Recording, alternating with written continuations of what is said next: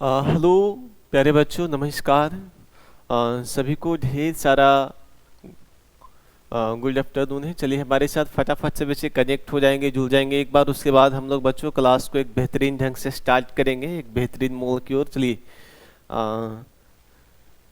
सभी बच्चे को जय श्री कृष्णा, राधे राधे। आइए हमारे साथ कनेक्ट हो जाइए सभी बच्चे। उसके बाद हम लोग क्लास को एक बेहतरीन ढंग से स्टार्ट करेंगे। हमने बच्चों ओ सदा नीरा का जिससे नहीं कि हमने पहला पार्ट जो है नहीं कि कंप्लीट कर लिया, ठीक है ना। ये जो आज होगा दूसरा पार्ट होगा बच्चों, ठीक है ना। आज जो हमारा होगा पार्ट 2 होगा, ठीक है ना। पार्ट 2 में हम लोग सारा जो है ना कंप्लीट कर लेंगे, ठीक है। तो चलिए आप लोग थोड़ा सा क्लास को शेयर कर दीजिए, उसके बाद हम लोग क्लास स्टार्ट करेंगे बच्चों। हाँ बाबू, सभी को ढेर सारा गुड आफ्टरनून है, ढेर सारा प्यार है। चलिए बहुत बढ़िया। हाँ से बच्चे एक बार जुड़ जाएंगे हमारे साथ। चलिए बहुत बढ़िया बच्चों, जुड़ जाइए हमारे साथ एक बार। उसके बाद हम लोग क्लास को स्टार्ट कर देंगे बाबू, ठीक है ना। चलिए सभी को राम राम जी, जय श्री कृष्णा।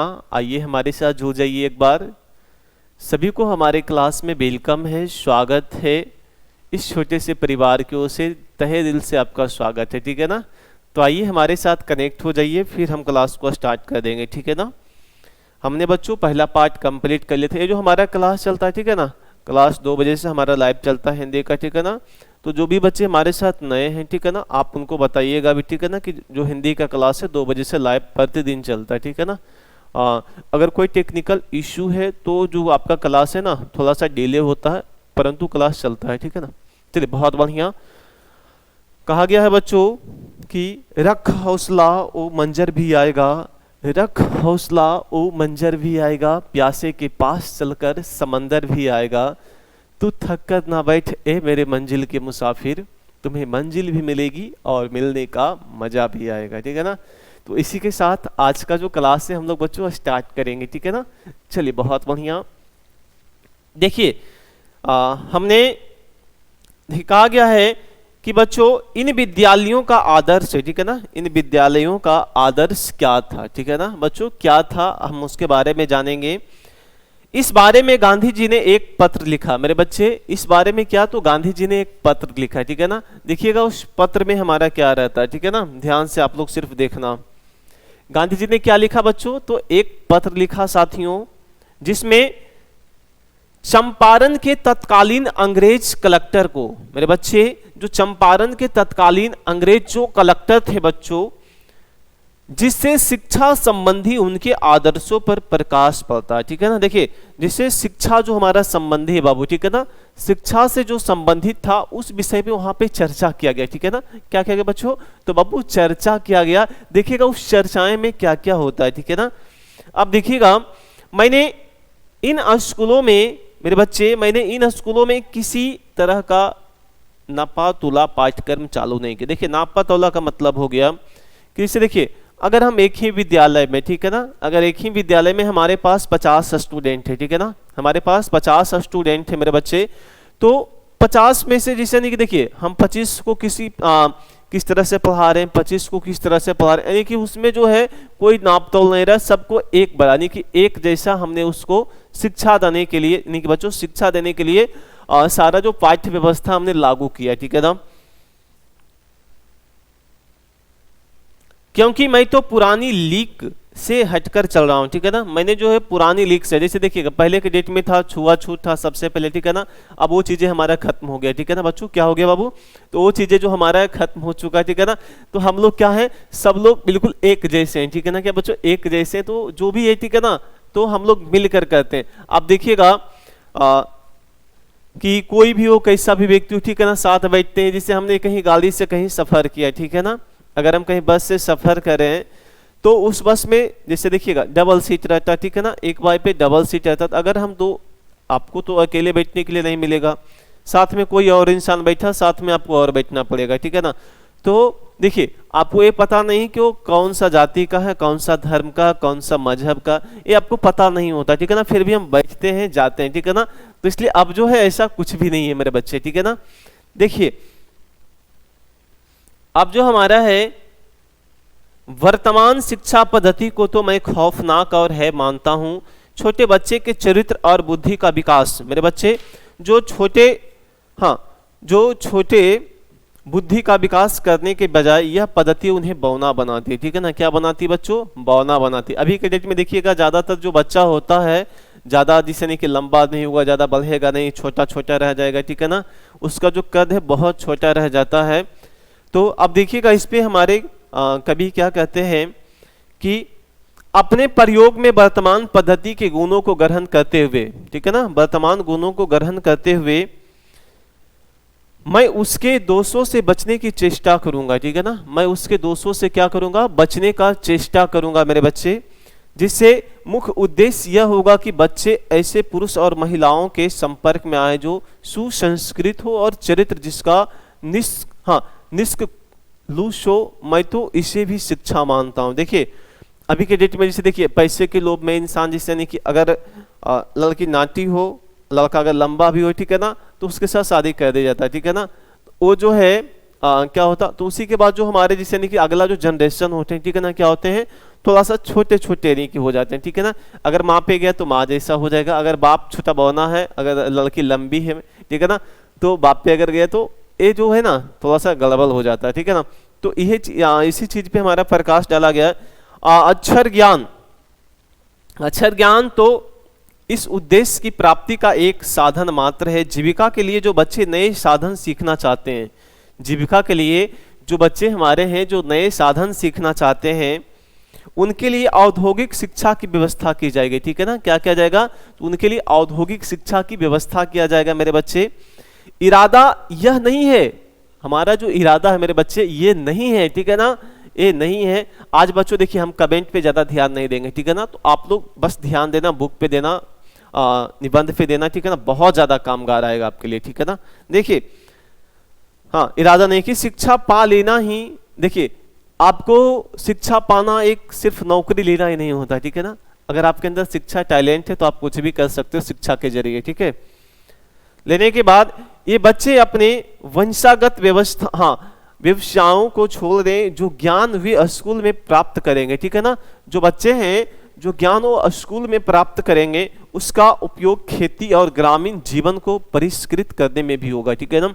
जैसे अगर हमारे अंदर टैलेंट है, ठीक है ना, अगर हमारे अंदर टैलेंट है, अगर हमारे अंदर बुद्धि है, ठीक है ना, बुद्धिमत्ता है, तो अगर हम शिक्षा ग्रहण किए हैं तो इस शिक्षा के जरिए हम अपने जो हमारे गांव में पूर्वजों का जो खेत है हम उसमें जाके तरह तरह के पौधे उगा सकते हैं, नई नई फसलें उगा सकते हैं, ठीक है ना। उसे कितना जैसे जो फसलें हमारे जैसे नहीं कि गांव में 4 महीने 5 महीने में उपजता है, वो चीजें हम कम समय वाला उपजाएंगे ताकि जिससे नहीं कि हम अपने खेतों में 2 से 3 बार फसल उपजा सके, ठीक है ना। तो ये चीजें हमारे अंदर तकनीक होना चाहिए, कब? जब हमारे अंदर शिक्षा रहेगा तब। कुछ ही समय के लिए सही गांधी जी ने के इस आदर्शों को भितिहरबा में भी कार्यान्वित करने की चेष्टा की गई, ठीक है ना। कहाँ? तो बच्चों भितिहरबा में इस चीज को कार्यान्वित यानी कि शुरू भी करने के लिए चेष्टा भी किया गया है, ठीक है ना। चलिए क्लियर यहां तक बच्चों? सबको समझ में आ रहा है बाबू? सभी को समझ में आ रहा है ना? चलिए बढ़िया। देखिए समझ में नहीं आएगा तो हमें पूछिएगा, ठीक है ना। अगर आपको अभी भी जवाब नहीं मिल रहा, ठीक है, अगर आप पूछते हैं, अगर आपका कमेंट अभी नहीं देखा जा रहा, आप टॉप चैट में कमेंट कीजिएगा, सर हमको यहाँ समझ में नहीं आया, तो वो चीजें हम आपको बताएंगे बाबू, ठीक है ना। क्या करेंगे जी? तो वो चीजें हम आपको बताएंगे और समझाएंगे भी, ठीक है ना। उसी भितिहरबा में मैं पहुंचता हूँ, ठीक है ना। मैं उसी जो भितिहरबा में हूँ मैं पहुंचता हूँ और मेरा भाग्य देखिए कि उसी दिन वहां मौजूद थे, ठीक है ना। उसी दिन वहां क्या थे? मौजूद थे। ये मेरा भाग्य था बच्चों, ठीक है ना। क्या था बाबू? तो ये मेरा भाग्य था कि उसी दिन वो वहां पे मौजूद थे। श्री पुंडलिक जी जो थे सन 17 में इन्हीं पुंडलिक जी को गांधी जी ने बेलगांव से बुलाया, ठीक है ना। पुंडलिक जी को कहां से बुलाया था बच्चों? तो बेलगांव से बुलाया गया था। भितिहरबा आश्रम में रहकर मेरे बच्चे, भितिहरबा आश्रम में रहकर बच्चों को पढ़ने के लिए और ग्राम वासियों को, बाबू बच्चे को पढ़ने के लिए और ग्राम वासियों को साथियों के दिल से भय दूर करने के, ठीक है ना, दिल से भय दूर। देखिए लोग पहले के डेट में पढ़ना नहीं चाहते, ठीक है ना, घर से बुला बुला कर नौकरी दिया जाता था। अभी जो है ना हम लोग दर दरे ठोकरे खाते हैं, ठीक है ना, कि हमें कोई छोटा सा भी एक जॉब हो जाए। इंसान पढ़ा लिखा फिर भी सारा चीजें सर्वगुण संपन्न है फिर भी नहीं हो पाता, ठीक है ना। अब देखिएगा वे लगभग 1 साल रहे और फिर अंग्रेज एक साल रहे और फिर अंग्रेज सरकार ने उन्हें जिले से निर्वासित कर दिया। लेकिन इतना समय बीत जाने पर भी हर 2-3 साल में अपने पुराने स्थान को देखने पुंडलिक जी आ जाते थे, ठीक है ना। जैसे देखिए, अगर आपका गांव है, ठीक है ना, मान लीजिए आपका कोई गांव है बाबू, ठीक है ना, ध्यान से सुनिएगा और समझिएगा इस लाइन को, बहुत ज़्यादा इंपॉर्टेंट है। मान लो आपका एक गांव है, ठीक है, आपको एक अच्छा सा कहीं बिजनेस कर लिए, कहीं नौकरी कर लिए, ठीक है ना। तो आप जो है अपने जिससे नहीं कि जहाँ नौकरी करें आप तो वहीं रहेंगे, ठीक है ना। अगर टाइम मिलेगा तो 2-3 साल बाद अपने गांव आएंगे, ठीक है ना। तो ऐसा थोड़े कि आप अपना गांव छोड़ देंगे, नहीं छोड़ेंगे, ठीक है ना। 2 साल बाद, 3 साल बाद, 4 साल बाद जरूर आप एक बार गांव आएंगे अपना, ठीक है ना। तो उसी प्रकार से जो है पुंडलिक जी थे, जो वहाँ के लोगों को शिक्षा के बारे में समझा रहे थे, बता रहे थे, ठीक है ना। तो अंग्रेज जो है उन्हें क्या कर दिया, तबादला कर दिया वहां से, ठीक है ना, वहां से भगा दिया, उन्हें ट्रांसफर कर दिया गया। तो फिर भी जिसे जो पुंडलिक जी थे वो जिसे 1 साल बाद, 2 साल बाद वहां अपने स्थान को देखने के लिए आते थे, ठीक है ना। देखिए, जहां हम रहते हैं वहां हमारा क्या संबंध जुड़ जाता है, ठीक है ना। देखिए, लेकिन इतना समय बीत जाने पर भी हर 2-3 साल में अपने पुराने स्थान को देखने पुंडलिक जी आ जाते हैं। उनके शिष्य भी मौजूद हैं मेरे बच्चे, उनके जो शिष्य हैं अभी भी मौजूद हैं। वृद्ध हो चले किंतु पुंडलिक जी का तेजस्वी व्यक्तित्व, बलिष्ठ शरीर, दबंग आवाज साक्षी है उस अग्नि शिखा के जिसने गांधी जी के शीतल बंधन में बंध जाना मंजूर किया था, ठीक है ना। गांधी जी के शीतल बंधन में बंध जाना ही एक मजबूर किया था। पुंडलिक जी ने वह कमरा दिखाया, ठीक है ना। पुंडलिक जी जो है हमें वह कमरा दिखाया जहां बैठकर गांधी जी काम किया करते थे, ठीक है ना। जहां बैठकर मेरे बच्चे गांधी जी काम किया करते थे। और वह मेज जो है जिस पर शायद उन्होंने चिट्ठियां लिखी थी, ठीक है ना, जिस पर उन्होंने शायद चिट्ठियां लिखी थी मेरे बच्चे, एक मठ के निकट, एक यह आश्रम है, ठीक है ना, एक मठ है, ठीक है ना, उसी के निकट एक क्या था, एक आश्रम था। गांव में गांधी जी को आश्रय देने की किसी की हिम्मत नहीं पड़ी, ठीक है ना। गांव में आश्रय नहीं कि उनको ठहराव देने के लिए किसी के पास भी हिम्मत नहीं था कि हम गांधी जी को कहीं स्थान दें, ठीक है ना, गांधी जी को कहीं स्थान दें। और मठ के जो महंत होते हैं उन्होंने एक महुए के पेड़ के नीचे जगह दी, ठीक है ना। मठ के जो महंत होते हैं, ठीक है ना, जैसे कॉलेज का जैसे प्रिंसिपल होते हैं वैसे ही मठ के एक महंत होते हैं मेरे बच्चे, ठीक है ना। तो उन्होंने एक स्थान दिया जो कि महुए के पेड़ के नीचे किनको दिया, तो गांधी जी को दिया, ठीक है ना। आप ध्यान से देखिएगा, गांधी जी ने खटिया बिछाई, ठीक है ना, लगाओ भाई खटिया, ठीक है ना, आज यहीं पे सुतल जाई, खटिया बिछाई और बाद में एक झोपड़ी बनाई, ठीक है ना। पहले उन्होंने क्या किया, देखिए समझिएगा इस लाइन को। पहले गांधी जी ने एक खटिया लगाया महुए के पेड़ के नीचे, फिर उन्होंने धीरे धीरे क्या किए, एक झोपड़ी का निर्माण किया, ठीक है ना। जैसे देखिएगा, जब चिड़िया घोंसला बनाती है मेरे बच्चे, जब चिड़िया घोंसला बनाती है तो पहले छोटे छोटे पंख लाती है, छोटे छोटे लकड़ियां लाती है, ठीक है ना। उसके बाद क्या करती है, वो एक घोंसले का निर्माण करती है, ठीक है ना। क्या कहती है बच्चों, तो एक घोंसले का निर्माण करते। मान लीजिए आपने एक घर बना रहा है, ठीक है, आप ही पे हम लेते हैं, हम एक घर बना रहे हैं, ठीक है। तो घर बनाने के लिए सबसे पहले जो हमारे लिए जरूरी होते, ईंट होते हैं, बालू होते हैं और सीमेंट होते हैं, छड़ होते हैं, बहुत सारे गिट्टी होती है। तो हम लोग क्या करते हैं, धीरे धीरे सारा चीज को इकट्ठा करते हैं, ठीक है ना। क्या कहते हैं बाबू, तो इकट्ठा करते हैं। अब देखिएगा, हाँ, झोपड़ी बनाए जिसमें डॉक्टर देव आकर रहे, ठीक है ना। कौन रहे बाबू, झोपड़ी जब तैयार हो गया तो उसमें आकर कौन रहे, डॉक्टर देव आकर रहे और आश्रम को चलाते रहे, ठीक है ना, आश्रम को आगे की ओर चलाते रहे। उस झोपड़ी को एमन साहब के कर्मचारियों ने जला दिया, ठीक है ना। जो झोपड़ी गांधी जी बनाए थे, जो एमन साहब के जो कर्मचारी था, ठीक है ना, उस झोपड़ी को भी बाबू जला दिया। क्या किया बाबू, तो जला दिया। अब ध्यान दीजिएगा, ठीक है ना, जला दिया। बाद में वह खपरेल का भवन बना, ठीक है ना। फिर क्या हुआ, खपरेल का भवन। अगर आप गांव से बिलोंग कर रहे हैं तो आपको पता होगा खपरेल का घर कैसा होता है, नहीं, खपड़े, खपड़े पे खपड़े, खपड़े पे खपड़े क्या होता, सरियाया रहता है, ठीक है ना। हाँ, खपरेल का भवन जो अब भी बहुत कुछ मौलिक अवस्था में है। देखिए, अगर आपके पास अगर खपरेल का घर है, ठीक है ना, तो बहुत दिन टिकता है, ठीक है ना। ईंट से कम उसका लाइफ नहीं होता, बहुत ज्यादा दिन रहता है। कस्तूरबा यहाँ रहकर आश्रम के कार्यकर्ताओं को देखभाल करती। गांधी जी प्रायः बेतिया और मोतिहारी में ही रहते थे, ठीक है ना। गांधी जी कहाँ रहते थे मेरे बच्चे? तो बेतिया और मोतिहारी में ही वो रहते थे। पुंडलिक जी के 3-4 शिष्य भी मिले। पुंडलिक जी के 3-4 क्या मिले बाबू? शिष्य मिले, जो कि पुंडलिक जी ने सन 17 के अपने रोचक, पुंडलिक जो थे सन 17 के अपने रोचक अनुभवों की कथाएं भी सुनाई, ठीक है ना। इसे देखिए जो हमारे जीवन में बीत रहा भी, ठीक है ना, जिससे हमारे जीवन में बीत रहा, तो हम अगर शादी वादी किए, अगर हमारे 2-4 बाल बच्चे हो गए, ठीक है ना, तो क्या करते हैं हम अपने बाल बच्चे को रात में आराम से बिठाएं कि देखो बेटा हमारे जीवन में ए था वो था, नहीं फलनमा था ढेकनमा था। इस तरह से हम लोग क्या करते हैं अपने बाल बच्चों को सुनाते हैं। जो हमारे नए पीढ़ी के लोग आते हैं उन्हें हम लोग बताते हैं, समझाते हैं कि हमारे जीवन में ए हुआ ओ हुआ, ठीक है ना। तो वो चीजें हम लोग समझाते हैं, ठीक है ना। आप ध्यान दीजिएगा। पुंडलिक जी के 3-4 शिष्य भी मिले और पुंडलिक ने सन 17 के अपने रोचक अनुभवों की कथाएं भी सुनाई। एक दिन एमन साहब इनके आश्रम में आए, ठीक है ना। जो झोपड़ी जलाया था एमन साहब, फिर इनके आश्रम में आया। कायदा था कि साहब जब आए, ठीक है ना, कायदा क्या था कि जब साहब आएंगे, ठीक है ना, जब साहब आएंगे तो गृहपति उसके घोड़े की लगाम पकड़े, ठीक है ना। क्या करे? जो गृहपति होते हैं उसके घोड़े के मेरे बच्चे लगाम पकड़े, ठीक है ना, उनका कहना था मेरे बच्चे। पुंडलिक जी ने कहा नहीं जी, उसे आना है, उसे आना है तो मेरी कक्षा में आए, ठीक है ना। पुंडलिक कहना था अगर उसे आना है एमन को तो मेरे कक्षा में आए, ठीक है ना। कहाँ है? तो मेरे कक्षा में आए। मैं लगाम पकड़ने नहीं आऊंगा, सॉरी मैं लगाम पकड़ने नहीं जाऊंगा। पुंडलिक जी ने गांधी जी से सीखी निर्भीकता, जो निर्भीकता सीखी थी, ठीक है ना।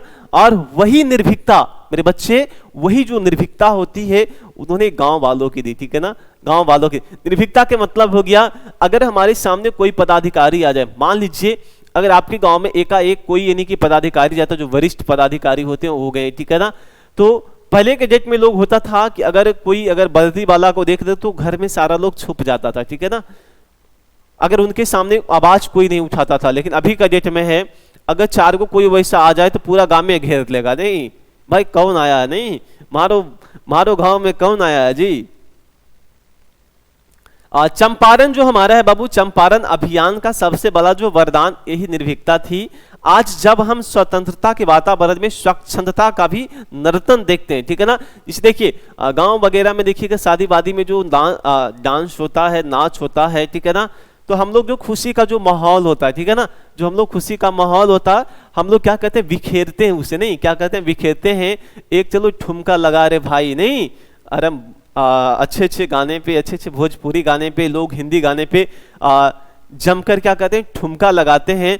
उसी प्रकार से जो है हमारे जब देश आज़ाद हुआ था तो आज़ाद के समय क्या हुआ कि जैसे जो लोगों के बीच में जो खुशी था, ठीक है ना, तो लोग क्या कहते थे नर्तक करते थे, नहीं क्या कहते थे बच्चे, तो नर्तक करते थे। अभी देखिएगा अगर कहीं आप कहीं आप अगर मैच खेलने जाते हो, ठीक है ना, अगर मान लो 2-4-10 हजार का जब मैच रहा, अगर आप वहां अगर जीत जाते हो तो आपके अंदर जो जुनून होता, जो जज्बा होता अंदर से, नहीं लगे नहीं कितना भांगला पार्टी करें, एकदम कूद कूद के नहीं कि इंसान नाचता है, ठीक है। ज्यादा होगा तो अबीर उबीर भी उड़ाएगा, नहीं गुलाल वगैरह भी उड़ा देता है।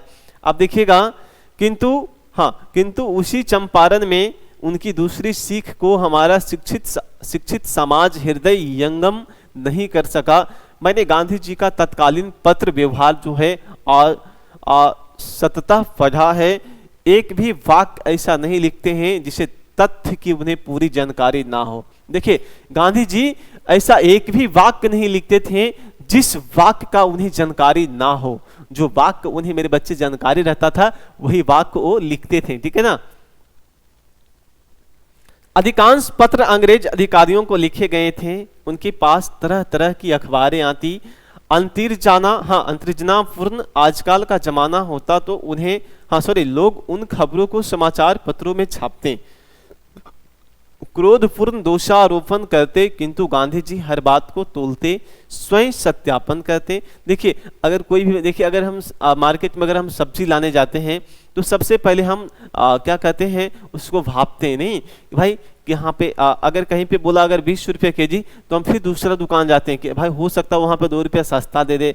तो क्या हुआ, तो हम लोग उसको उसे नाप तोल रहे नहीं, भाव यानी उसका जो है एक आइडिया जान रहे, ठीक है ना, कहाँ पे कैसा भाव दे रहा। कपड़ा देखिएगा, अगर कपड़ा का दुकानदार 1000 बोला तो हम लोग डायरेक्ट बोलते हैं 500 देना दीजिए, तो हम जा रहे हैं, ठीक है ना, खिसक के यहाँ से दूसरा दुकान हम देख लेंगे, ठीक है ना। तो वहाँ से थोड़ा सा तोल जोड़ करके क्या होता, हमें वो कपड़ा दे देता है, जहाँ 500 बोले नहीं 600 में जाइए ले जाइए, ठीक है ना। क्या कीजिएगा, सुबह सुबह नहीं बोहनी हो जाएगा। आजकल का जमाना होता तो लोग उन खबरों को, हाँ, लेकिन किंतु गांधी जी को हर बात तोलते स्वयं सत्यापन करते हैं, बिना छानबीन किए, मेरे बच्चे बिना छानबीन किए किसी भी मामले पर नहीं लिखते। समाचार पत्रों में अपनी एक कन्या वैरी के समाचार बहुत कम देते। किसी गांव से अत्याचार की खबर आती तो वह जाकर खुद पूछताछ करते। देखिए, अगर कोई गांव से कोई अत्याचारी केस आया, ठीक है ना, तो गांधी जी जो है खुद जाकर वहां पूछताछ करते थे, भाई क्या हुआ नहीं हुआ, ठीक है ना, सारा चीज। राजेंद्र बाबू, अनुग्रह बाबू, हाँ, धरणीधर बाबू इत्यादि से जांच कराते। असल में जब सन 1916 की लखनऊ कांग्रेस में लोगों ने उनसे चंपारण की त्रस्त जनता के संबंध में प्रस्ताव रखने को कहा, तो बोले, ठीक है ना, कि अपनी आंखों को देख बिना और इन बातों की जांच पड़ताल किए बिना मैं इस मामले में नहीं पड़ूंगा, ठीक है ना। जब तक मैं अपने आंखों से नहीं देखूंगा, जब तक मैं अपने कानों से नहीं सुनूंगा, तब तक हम इस चीज पे बिलीव नहीं करेंगे, ठीक है ना, भरोसा नहीं कर सकते कि चीजें सही है या गलत है। नीलहे साहब के बंगलों में जाकर उनकी बातों को सुनते, यही वह सत्य था जिसका आचरण उनके जीवन का संबल था।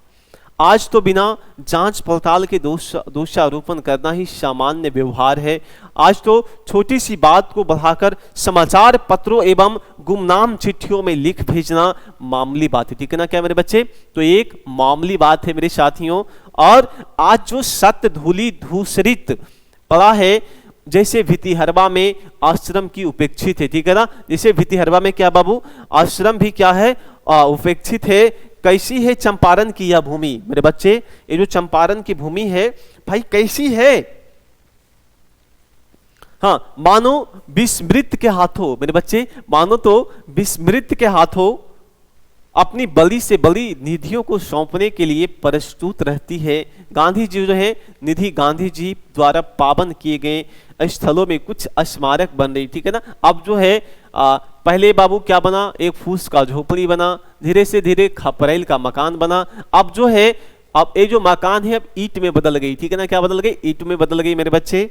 अब देखिएगा, लेकिन क्या यहाँ कोई तीर्थकार टिक पाएंगे, क्या जो है यहाँ कोई तीर्थकार जो है बाबू टिक पाएंगे या नहीं टिक पाएंगे, ठीक है ना, क्या होगा, तो बाबू टिक पाएंगे या नहीं टिक पाएंगे। अब देखिएगा, भितिहरवा के पास ही रामपुरवा है, ठीक है ना, भितिहरवा के पास क्या मेरे बच्चे, तो भितिहरवा के पास एक रामपुरवा है, जो कि जहां ध्वस्त पड़े हैं 2 अशोक स्तंभ, पर सिंह था और दूसरे पर बैल। पुष्ट मौर्य काल के नमूने, शायद रामपुरवा कोई बौद्ध तीर्थ स्थल रहा हो, ठीक है ना, रामपुरवा जो है कोई बौद्ध तीर्थ स्थल रहा हो, उसी प्रकार से मेरे बच्चे, ठीक है ना बाबू, क्या है, तो देखिएगा उसी प्रकार से गंडक नदी के किनारे कई बौद्ध स्थल हैं, ठीक है ना। देखिएगा, आप लोग नोट कीजिएगा, ठीक है ना, सब लोग कॉपी कलर में नोट करना बाबू, ठीक है ना, हम लिखा देते हैं। गंडक नदी के किनारे बहुत सारे क्या है, बौद्ध स्थल हैं, आप लोग देख लीजिएगा, एक बार समझ लेना, ठीक है ना, कौन कौन सा है नोट कर लीजिए। पहला हमारा है कुशीनगर, ठीक है ना, आप लोग लिखिएगा बाबू, ठीक है ना, पहला जो हमारा है, हाँ, पहला जो हमारा है बाबू कुशीनगर है। दूसरा जो हमारा है बच्चों, ठीक है ना, नंदनगढ़ है।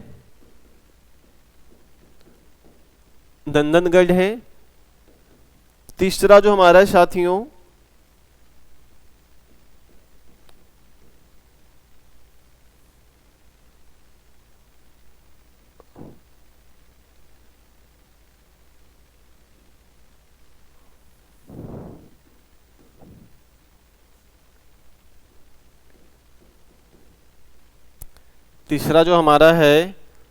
अरेराज, चौथा हमारा है बाबू केसरिया। पांचवा हमारा है जानकीगढ़।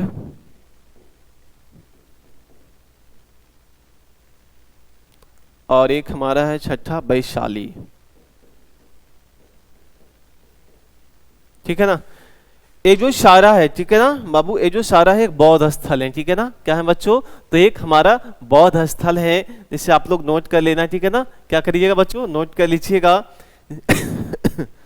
हाँ, अब कुशोनगर स्वतंत्र जिला है जहां गंडक को नारायणी कहा जाता है, ठीक है ना। कुशोनगर में गंडक को क्या कहा जाता है मेरे बच्चे, तो नारायणी कहा जाता है। अब नदी कई मील हट गई है, अब जो नदी है कई मील दूर चली गई है। भगवान बुद्ध की निर्वाण शास्य की वह मूर्ति निसंदेह विराट है। संभवतः इस मूर्ति और मंदिर का निर्माण ईसा की प्रथम या द्वितीय शताब्दी में उन्हीं लोगों ने कराया जिन्होंने बोध गया का निर्माण करवाया था, ठीक है ना। जहां बोध गया, जो मारो बिहार में जो हमारा बोध गया नहीं नालंदा जिला में है, उसी का निर्माण करवाया था।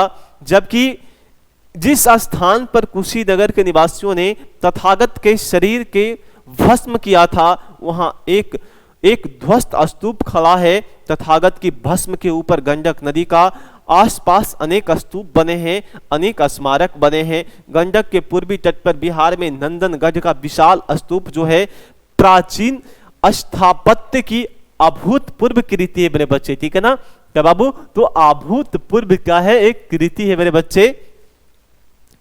बने गंडक के पूर्वी तट पर बिहार के नंदनगढ़ का विशाल स्तूप प्राचीन स्थापत्य की अभूतपूर्व कृति है। उसका मुकाबला जावा का बगमधूर का मंदिर भी कर सकता है।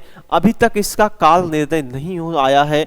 82 फुट ऊंचा है बाबू, ठीक है ना बाबू, कितना है नोट कर लेना, ठीक है ना। 82 फुट ऊंचा है। 1500 फुट वृत्ताकार, यानी कि गोल घेरे में नहीं, 1500 फुट वृत्ताकार इस स्तूप का जो है, यानी कि शीर्ष स्थल के निकट मैंने वह स्थान देखा जहां एक छात्राकार स्मारक के भीतर कांसे के बर्तन में भोज पात्र पर लिखी 4वीं शताब्दी की एक बौद्ध पांडुलिपि मेरे बच्चे, जो बौद्ध पांडुलिपि पाई गई थी। थोड़ी ही देर पर अशोक का बनाया हुआ लौरिया नंदनगढ़ का सिंह स्तंभ है, ठीक है ना। क्या है, नंदनगढ़ का सिंह स्तंभ है। मेरे विचार में यह अशोक की सबसे कलापूर्ण स्तंभ है। मेरे विचार में जो है अशोक का है सबसे कलापूर्ण क्या है, स्तंभ है। कलापूर्ण का मतलब है रच रच कर बनाना, नहीं क्या है तो बाबू रच रच कर बनाना, ठीक है। लेख भी स्पष्ट है। इस लेख और उससे कुछ दक्षिण में अरेराज स्तंभ पर अंकित लेखों में शासन के सिद्धांतों का प्रतिपादन है। महामात्रों को जनता के प्रति कैसा व्यवहार करना चाहिए, इसका क्या आदेश है। पशुवध की मनाही की गई, ठीक है ना। पशुवध यानी कि पशुओं को मारना बंद किया गया। तत्कालीन कमिश्नरों को अपने कर्तव्य और आदर्शों की याद दिलाई गई। आजकल का कमिश्नर मैं गगन स्पर्शी सिंह की भांगिमा और उसके नीचे खुदे लेखों को देखते देखते मानो 2200 वर्ष पहले की प्रतापी किंतु करुणार्ध स्वर की प्रतिध्वनि सुन पा रहा हूं। वह स्वर आज भी कितना खरा है, नहीं वो जो स्वर है आज भी कितना खरा है, नहीं कि कितना सही है। आज के अधिकारी वर्ग के लिए भी कितना चुनौतीपूर्ण है, नहीं आज के अधिकारी के लिए भी कितना ये बातें जो है बाबू चुनौतीपूर्ण रहा मेरे बच्चे। लौरिया नंदनगढ़ से ही एक नदी रामपुरबा और भितिहरबा होते हुए उत्तर में नेपाल के निकट भिखनाथोरी तक जाती है। नाम है पंडई नदी। क्या है बाबू, नाम क्या है मेरे बच्चे, तो पंडई नदी उसका नाम है। और शायद इसी के सहारे भगवान बुद्ध और बाद में अनेक भिक्षु भिखना शब्द से साम्य देखिए जाते थे। लुम्बिनी और नेपाल, लुम्बिनी और जो नेपाल है मेरे बच्चे, फहान और हेनसांग भी इसी पथ से आए थे, ठीक है ना। कहाँ तो फहान और जो हेनसांग जो थे यही लुम्बिनी और नेपाल के जरिए आए थे, पथ से आए थे। लौरिया नंदनगढ़ निश्चय ही एक विशाल पावन स्थल रहा होगा, ठीक है ना। लौरिया जो नंदनगढ़ है निश्चित ही एक विशाल स्थल की भव्य स्थल रहा होगा। अनेक टीले खुदाई के प्रतीक में सदियों का रहस्य अपने हृदय में छुपाए पड़े हैं। लौरिया के दक्षिण में, अरेराज के दक्षिण में केसरिया और फिर वैशाली, यही तो वह पथ था जिससे भगवान बुद्ध अपनी अंतिम यात्रा पर गए थे। नहीं, ये जो वही पथ था जो भगवान बुद्ध जो है अपने अंतिम यात्रा किए थे, अपनी परम प्रिय नगरी गणतंत्री लिच्छवियों की राजधानी वैशाली में अंतिम दर्शन के लिए भगवान ने अपने समस्त शरीर को गजराज की तरह घुमाया और बोले, आनंद तथागत का यह अंतिम दर्शन है। क्या है? आनंद तथागत का यह जो है अंतिम दर्शन है, जो कि भगवान ने अपने समस्त शरीर को गजराज की तरह घुमाया और ये बोला कि जो हमारा जो शरीर का जो अंतिम दर्शन है क्या है? तथागत है। लिच्छवी रास्ता रोककर खड़े हो गए, बीच में नदी आ गई, तथागत ने अपना भिक्षा पात्र उन्हें दे दिया। इसी वैशाली में अम्बपाली ने तथागत को अपने आक्रमण समर्पित किया था और इसी वैशाली में जैन धर्म के तेजस्वी तीर्थकार भगवान महावीर का जन्म हुआ था। ठीक है ना? जब उन्होंने बुद्ध जब अपना शरीर को त्याग किए थे तब क्या हुआ? महावीर का जन्म हुआ था। आज वही यानी कि उसी जगह जन्म हुआ था। आज जो जैन समाज अपनी इस पुण्य धरोहर को भूल गया है, आज जो है ये जो जैन समाज है अपना जो पुण्य धरोहर को भूल गया है, ऐसे जैसे पौराणिक धर्मवालंबी हिमालय की तलहटी में भैंसा लोटन की महत्ता को भूल से हो गए हैं। जहां हिमालय की छोटी पहाड़ियों के बीच गंडक चट्टानी दीवारों के बीच गुजरती है, वहां मैंने देखा घड़ियालों का निवास स्थल है। क्या है? वहां पे घड़ियालों का मेरे बच्चे निवास स्थल है।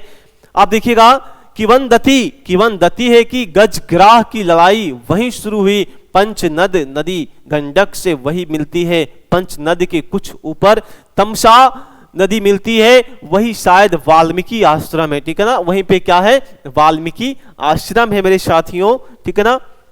हाँ, अनेक ध्वस्त मूर्तियां बिखरी पड़ी है अभी भी इस गंडक तमसा हाँ के सहारे चलिए तो 173 मील की दूरी पर पटना के सामने सोनपुर के निकट देखिए पटना से जो हमारा जो सोनपुर का मेला जो लगता है, ठीक है ना, वहां जो लोग जाते हैं, सोनपुर के निकट गंडक जो है गंगा के सहारे चलिए तो 173 मील की दूरी पर पटना के सामने सोनपुर के निकट गंगा गंडक जो है गंगा के संगम पर हर क्षेत्र मिलेगा जहां कहते हैं कि गजग्राह युद्ध समाप्त हुआ और गज संकट मोचन हुआ। नहीं, जो गज हुआ क्या हुआ? संकट मोचन। नहीं, एक भजन आप लोग सुने होंगे, संकट कटे मिटे सब पीरा राम नाम बिन बिरथे। नहीं, ये जो हमारा है बाबू क्या है? तो एक दोहा नहीं, एक दोहा है। वर्तमान और अतीत की आधांतहीन कली है गंडक नदी, ना जाने कितने महात्माओं और संतों ने इसके किनारे तप और तेज पाया। मेरे बच्चे देखिए, जिन्होंने तप किया उन्हीं के पास तेज प्राप्त हुआ। ठीक है ना? जो तप किए उन्हीं को क्या हुआ? तेज प्राप्त हुआ, जो कि हमारा किंतु गंडक कभी गंभीर ना बन सकी। मेरे बच्चे, जो गंडक है वो कभी भी क्या हुआ मेरे बच्चे? तो वो गंभीर ना बन सकी और इसलिए इसके किनारे तीर्थ स्थल भी अस्थाई ना रह सके। ठीक है ना? इसके जो निकट जो तीर्थ स्थल थे वो भी अस्थाई रूप से वहां पे नहीं टिक पाए, किंतु हिमालय के चरणों में त्रिवेणी भैंसालोटन से लेकर सोनपुर के हरित क्षेत्र तक गंडक के किनारों पर ऐसे तीर्थों की मानो समाधियां बिखरी पड़ी है, जो शायद अवसर मिलने पर अयोध्या, हरिद्वार, मथुरा, काशी बन जाते हैं। ठीक है ना? क्या होते हैं? हरिद्वार, अयोध्या, मथुरा और काशी बन जाते हैं। पर गंडक तो उच्च श्रृंखला कन्या ही रही है, जो कि श्रेष्ठ सहोदरा गंगा का गंभीर इसे सुहाया नहीं ही। ठीक है ना? सुहाया ही नहीं, यानी कि उसे अच्छा ही नहीं लगा, जो कि जब अतीत की कौन सी स्मृतियां जो है गंडक ने छोड़ी है। भवन नहीं, मंदिर नहीं, घाट नहीं, हवाई जहाज से गंडक घाटी के दोनों और नाना आकृति के तल दिख पड़ते हैं। ठीक है ना? क्या होते हैं? नाना आकृति के तल जो हैं बाबू दिख पड़ते हैं, कहीं उथले कहीं गहरे, किंतु पराया सभी सास्य श्यामला धरती रूपी गगन के विशाल अंतस में ठिठकी हुई बदहालियों की भांति टेढ़े मेढ़े परंतु शुभ्र एवं निर्मल हैं। आपने एक नदी देखा होगा, ठीक है ना, आपने एक नदी देखा होगा। नदी को देखिएगा, जब भी वो अपना रास्ता बनाती तो इस तरह से बनाती नहीं, इस तरह से टेढ़े मेढ़े बनाती, ठीक है ना। कभी भी उसका जो संगम है आपको एक सीधा नहीं दिखेगा, ठीक है ना, क्योंकि जो धारा हमारा होता, ठीक है ना, धारा अगर ऐसे से हुआ या तो ऐसे से धारा चलता नहीं, इस तरह से हालफा मारता, तो वही हालफा में जो हमारा जमीन का जो कटाव होता है वो टेढ़े मेढ़े कटता है, ठीक है ना, और उसी से जो हमारा नदी है बहुत सुंदर लगती है और अच्छी लगती है। अब देखिएगा, गंडक के उच्च श्रृंखला नर्तन के समय बिखरे हुए आभूषण है, मानो ये मन और चौर बाढ़ आई, तटों का उल्लंघन कर नदी ने दूसरा पथ पकड़ा, पुराने पथ पर रह गए ये चौर और मन, जिनकी गहराई तल को स्पर्श कर धरती के हृदय से स्रोत को फोड़ लाई, वही मानस बन गए, ठीक है ना, क्या हुए, वही जो है बाबू मानस बन गए मेरे बच्चे। ऐसे ही एक ताल है सरैया मन, यानी कि सरैया मन, बेतिया नगर से 4 किलोमीटर दूर कच्ची और उबड़ खाबड़ सड़क से हम लोग पहुंचे एक मनोरम जंगल के किनारे, ठीक है ना, ठीक है ना, कहाँ, तो बाबू बेतिया नगर से 4 किलोमीटर दूर कच्ची रोड से अगर हम चले तो हम कहाँ पहुंचेंगे, मनोरम जंगल के किनारे पहुंचे, जहां त्रयोदशी का चांद अपना साम्राज्य फैलाया हुआ था, नहीं, त्रयोदशी का जो चांद था वो अपना चांद फैलाया हुआ था मेरे बच्चे, साम्राज्य फैलाया हुआ था। बेतिया राज से इन जंगलों को सुरक्षित रखा है। अब 130 एकड़ रकबे का अभय क्षेत्र है। जंगल विभाग की ओर से शगौन, यूकलिप्टस, आम इत्यादि के वन लगाए जा रहे हैं। एक नर्सरी भी है, किंतु प्राचीन जंगल को भी सुरक्षित रखे जाने की कोशिश की जा रही है।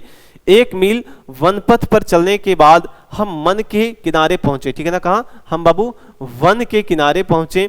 विशाल ताल, बीच में द्वीप और 3 ओर जल राशि। नौका बिहार को निकले, नन्ही लहरियों पर चांदनी की प्रतिबिंब खद्योत बार बार झलक दिखाकर अंतर्धान हो जाते। नहीं, बहुत बढ़िया बच्चे, समझ में आ रहा है सभी को, समझ में आ रहा ना, चलिए बहुत बढ़िया, समझ में आएगा, ठीक है ना, कोई दिक्कत परेशानी नहीं होगा। हाँ, नाविकों को जल पीछे बड़ा स्वास्थ्यवर्धक है। बात यह है कि शताब्दियों से यहाँ किनारे पर लगे जामुन के वृक्ष समूहों से जामुन के अनगिनत फल गिरते रहे हैं और इस तरह सरैया मन के जल का वैदिक सिद्धांत के अनुसार शोध रहता है कि बेतिया नगर से अनेक अमीर बीमार इस जल को घड़ों में मांगते हैं। नहीं, जैसे हम लोग गंगा जल बाबू, जैसे हम लोग गंगा जल क्या कहते हैं, जब हम कहीं नहाने के लिए गंगा जाते हैं तो हम लोग गंगा जल लाते हैं, ठीक है ना, एक डिब्बे में लाते हैं, बर्तन में लाते हैं, गंगा जल लाते हैं। उसी प्रकार से जो है, जो हमारा, हाँ, इस जल को सरैया मन के जो जल था वो क्या है, वैदिक सिद्धांत के अनुसार शोध हुआ था, ठीक है ना। सरैया मन का जल स्थिर है, वहां का जल क्या है बाबू, स्थिर है, निबंध है, किंतु गंडक नदी का जल तो सदियों से चंचल रहा है। जिसने इसे तीर्थ तोले वह कोई वरदान दे सकेगी उन असंख्य प्राणियों को जो इसकी घाटी में संघर्ष और अभाव का जीवन बिताते रहे हैं। चंपारण जिले में मोटर से घूमते हुए जहां मैंने इसे ध्वस्त स्तूप, मंदिर और स्तंभ देखे, वहां एक और भी प्रकार की प्राचीन जगह जो कि मस्तक उठाए दिख पड़ी है। नहीं, मस्तक उठाए जो है मेरे बच्चे दिख पड़ी है, ऐसे मानो ये ईंटों और पत्थरों के निरूपाय खंडहर नहीं है, इस पर प्राचीन लिपियों में लेख भी नहीं है, किंतु नई कुदालियों और पत्थरों के निरूपाय खंडहर नहीं है, इन पर प्राचीन लिपियों में जो लिखा गया है, ठीक है ना, और फावलों की छाप, नए पौरुष की छाप इन पर ये प्राचीन है। गंडक घाटी योजना के नहरों के तटबंध जिन्हें लाखों मजदूर तैयार कर रहे हैं। एक होगी पश्चिम नहर 120 मीटर लंबी, ठीक है ना, जिसका 11.5 मील नेपाल में पड़ेंगे, ठीक है ना बच्चों, 68.5 मील उत्तर प्रदेश में जो कि गोरखपुर और देवरिया जिले में है, ठीक है ना, और शेष बिहार के सारण जिले में है जो कि पूर्वी नहर की लंबाई से 155 मील होगी। इसके द्वारा नेपाल और तिरहुत के विशाल क्षेत्र की आबपासी होगी। इसके अलावा नेपाल के लिए एक पावर हाउस भी बनेगा, ठीक है ना, नेपाल के लिए इसी से एक पावर हाउस भी बनाया जाएगा। भैंसा लोटन रेल ले जाए जाने की संभावना है, सॉरी हाँ, ये जो नहरें निकलेगी और वहाँ लगभग 3000 फुट लंबा वाराज बन रहा है जिसके ऊपर से सड़क और रेल ले जाए जाने की संभावना है। कुल मिलाकर 41.49 लाख एकड़ जमीन की आबपासी इन नहरों से होगी। कुल होगा लगभग 40 करोड़ रुपया, ठीक है ना। जितना इसमें जो खर्च लगेगा, कितना लगेगा, 40 करोड़ रुपया का इसमें व्यय होगा। भैंसालोटन में भारतीय इंजीनियर जंगल के बीच इस नवीन जीवन केंद्र का निर्माण कर रहे हैं। हमें पता है कि जो प्राणवान विद्युत तुल्य शिराओं का जाल फैला रहे हैं, ठीक है ना। मोटर बोट गंडक की वक्ष स्थल को चीरकर आगे बढ़ रहे हैं और इंजीनियर मुझे बराज के नहरों को टेक्निकल बातें समझा रहे थे। नहीं, क्या समझा रहे थे बाबू, इंजीनियर जो थे इन्हें टेक्निकल बातें समझा रहे थे। नहीं, क्या समझा रहे थे मेरे बच्चे, तो इन्हें टेक्निकल बातें समझा रहे थे जी। देखिए क्या बातें हैं।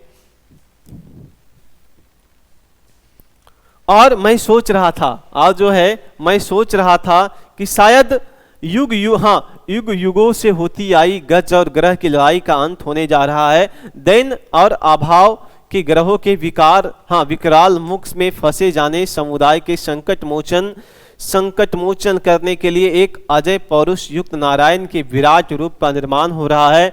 ये नहर की उस नारायण की अनेक भुजाएं हैं, बिजली के तारों का जाल ही तो उसका ऋण करता चक्र है। और मैं मन ही मन नमस्कार करता हूँ और इंजीनियर को, विश्वासकर्माओं को, मजदूरों को जो भगवान के इस नूतन विराट रूप को भिगाता है, जिनकी बुद्ध और परिश्रम की गाथा कवि और कलाकार अंकित करे या ना करें, लेकिन जिनकी बनाई मूर्तियों में प्राण का संचार होता, मेरे बच्चे, जिनकी बनाई हुई मूर्ति में प्राण का संचार होते ही सदियों से भाग जो हमारा भग्न मंदिर ज्योतित हो उठेंगे। और ओ सदानीरा, ओ चक्र, ओ नारायणी, ओ महागंडक, युगों से दीनहीन जनता इन विविध नामों से मुझे संबोधित करती रही है, मुझे बुलाती रही है। तेरी चिर चंचल धारा ने उनकी धाराधना से कुसुमों अगणित तीर्थों को ठुकरा दिया है, पर आज तेरे पूजन के लिए जिस मंदिर की प्रतिष्ठा हो रही है उसकी नींव बहुत गहरी है, इसे तुम ठुकरा ना पाएगी। ठुकरा के मेरा प्यार मेरा इंतकाम देखोगी नहीं। गाना है कि ठुकरा के मेरा प्यार मेरा इंतकाम देखोगी। ये जो बाबू, ठीक है ना, तो थोड़ा सा जो है ये जो लाइन है यहाँ पे भी आया है, ठीक है ना, बुक में भी आपका है।